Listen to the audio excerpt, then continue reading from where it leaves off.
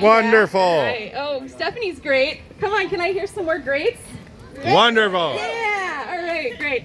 So my name is Anita, and I'm about to be joined by my co-trainer Jane here, and our newest co-trainer Stephanie is over here lurking in the shadows, watching the training session. And we are going to bring out one of my most favorite ambassador animals today. I would love to hear any guesses on what this animal is. Adorable. Also accurate. She is adorable. A sloth. Is it a wombat? Oh, you got it. Who was thinking wombat? Yeah, good job, you guys. This is Phoenix. The grass was a giveaway. And she is a common or naked-nosed wombat. And yes, there is a hairy-nosed wombat out there. She's gonna make her way out here. She loves coming out and doing presentations for everybody. We met her before, huh? One of the things about Phoenix that you should know, do we think that Phoenix is a carnivore or an herbivore? Does she like meat or does she like vegetables? Vegetables. I hear a lot of vegetables. You guys are good. You're looking at her snacks over here. She does. She loves vegetables. In fact, one of her favorite snacks in the world is just grass. She's going to be a big grass eater. Now, the tricky thing about this stage, I don't know if you've noticed what our backdrop is here. It's basically a Phoenix salad bar. So you might have noticed she went straight to that delicious salad bar, and Jane is right now doing some fancy training to kind of keep her away from it. Sometimes she just decides to take snacks on her own. So we'll see how this goes up here today. Now, where in the world are wombats from? Because I can tell you right now, even though this one's in Southern California, that is not their native home range. Does anyone know? Ooh, Australia. Who was thinking Australia? Yeah, land down under. That is where they are from. Now, she is one of very plentiful type of animal in Australia. She's snacking on the grass. All right, this is going to be fun. We might not do a whole lot of training today. She is one of a very plentiful type of animal in Australia. Does anyone know what kind of animal that is?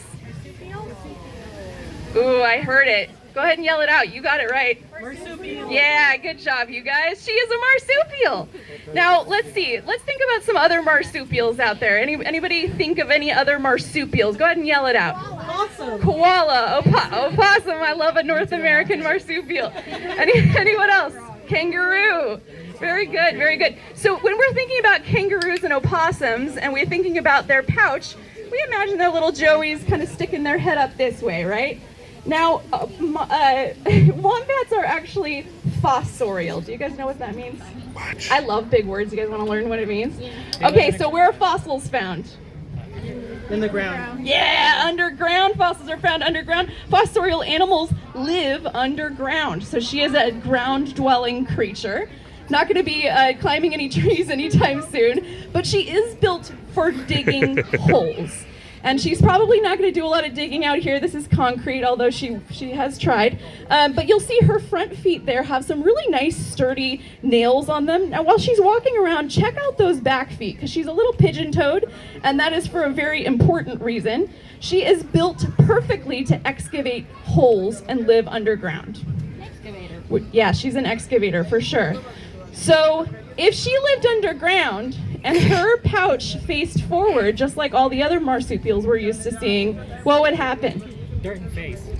Yeah, get full of dirt. That doesn't sound like a very nice place to grow up, right? You're just living in the dirt all the time.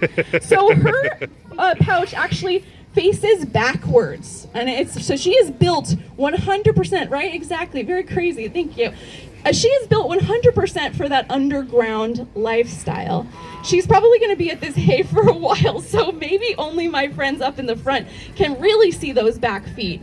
But they're built in such a way that when she's digging and she's kicking the dirt with her back feet, instead of going straight behind her and falling back in the hole, it goes out to the side.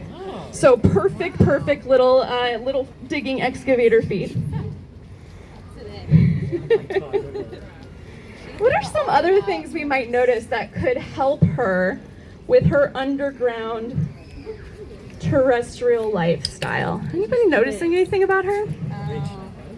I'm gonna hide back here in the shadows, and because it's hot. I'm not a hot weather creature. Is it her thick booty? Or thick booty. We'll talk about that in a minute. What about that fur? You smell all that fur that she's covered with? It's not super soft like your kitty cat's fur at home. It's actually quite coarse, and that is for a really important reason. If you can imagine digging underground, I have a wasp trying to get me. If you can imagine digging underground, there's going to be all sorts of things sticking out, right? Where there are rocks and roots and all sorts of things. And so in order for her to keep all of that stuff off her and keep her skin nice and healthy, not get scratches, she's got this really thick coat. Okay, now she's moving away. You guys might be able to see those back feet a little bit better now. She's so cute. All right. You guys want to talk about the booty? Of course. Everybody wants to talk about the booty. So wombats have a really specialized rear end. Did you have a question? Oh, you're going to tell me what the rear end... Please, tell me.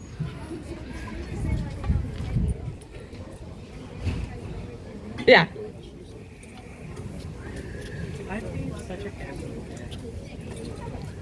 Yeah, you got it. You've been watching the oatmeal cartoons? Oh, okay. Well, maybe after the show I'll show you. So my friend here, my young wildlife care specialist up here, said that their rear end is used for protection, and he's absolutely correct.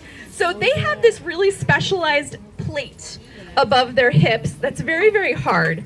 And maybe whenever she's done doing whatever she's doing, Jane can kind of show you where that rear end, that plate is. Because it's very, very specialized. Now you might think that Jane is being really mean here. I'll get you a really up close and personal. Oh, that's thick. And dusty. Big boy butt. Yeah, so Jane is not being mean. She actually really enjoys that.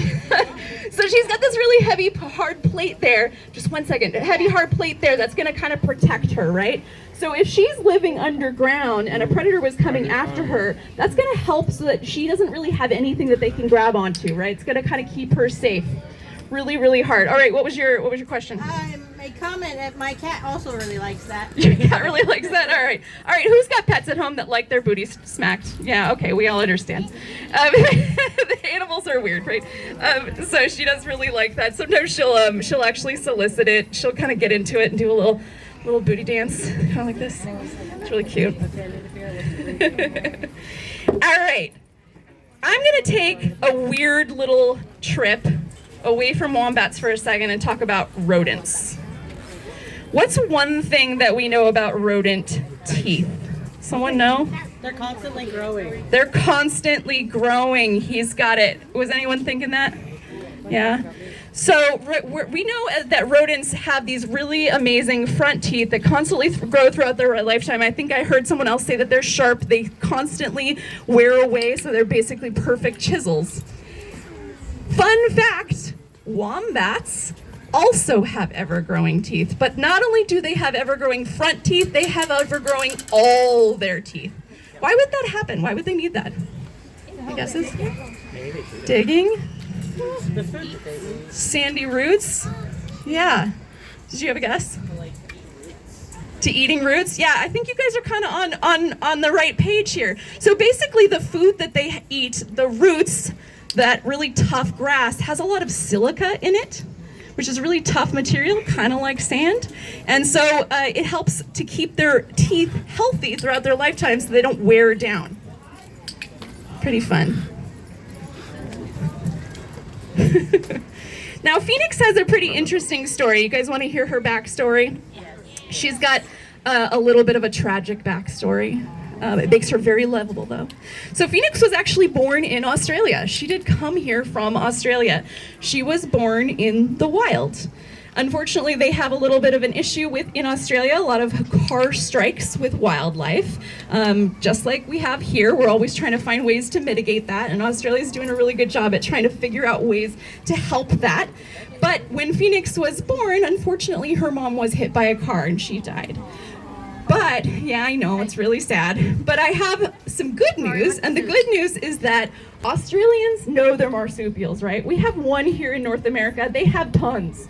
So they know their marsupials. So whoever found that mom knew to check for a pouch. And lo and behold, they found this little baby. They brought that wombat into a rehab facility. She grew up nice and healthy. And she grew up to be an animal that does not going to be released to the wild, right? So I've actually talked to a few wildlife rehabbers out in Australia. And they've said that pretty much most of the time, wombats, they get rehabbed, they're fine, they go back out into the wild, no problem at all. Every once in a while, though, you get a phoenix, right? Who figures out that people are where it's at. People bring the good stuff, and you cannot re-release a phoenix. I'm going to tell you a little personal story. Before I even started working at a zoo, I actually had a friend whose sister lived in Australia. They lived there peacefully for many years. They decided to come visit America. Right before they did that, they made the mistake of feeding a wombat near their house. They came here, visited their family, go back.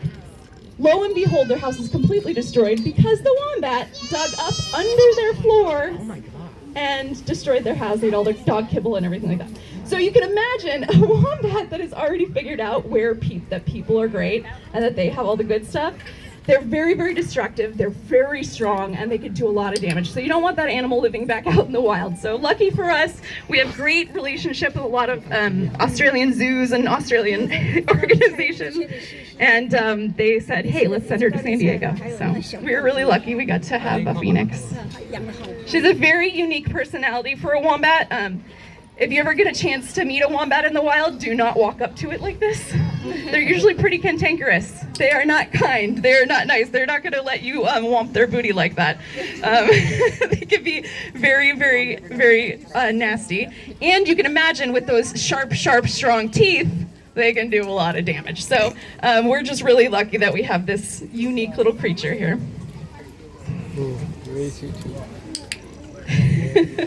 She looks like she's listening pretty well. Do we have Leah out in the audience right now? Leah? No? No Leahs. Okay, well, I guess she didn't come. So sad. Hi. We're joking about putting the awning out because it's so hot. All right, do I have any guests that have some burning desires out there, that questions that they're wondering about this animal, or maybe about Jane? I can talk about her too. How old is she? That's a great question. So since she was born out in the wild, we just have a guess. We think she's about 14 years old. Wow. Yeah, so that's about a guess. Yeah, you're gonna go back. Out in the wild, that would be pretty ancient. They rarely live to be that old, but in captivity, where we have this wonderful nutrition team and vet staff and Jane to take care of them, we expect her to live a pretty long life, and there's actually a very wide range of expectation for that lifespan. So we're still kind of learning about wombats right now. All right, I guess she was San Diego Zoo, Basecamp.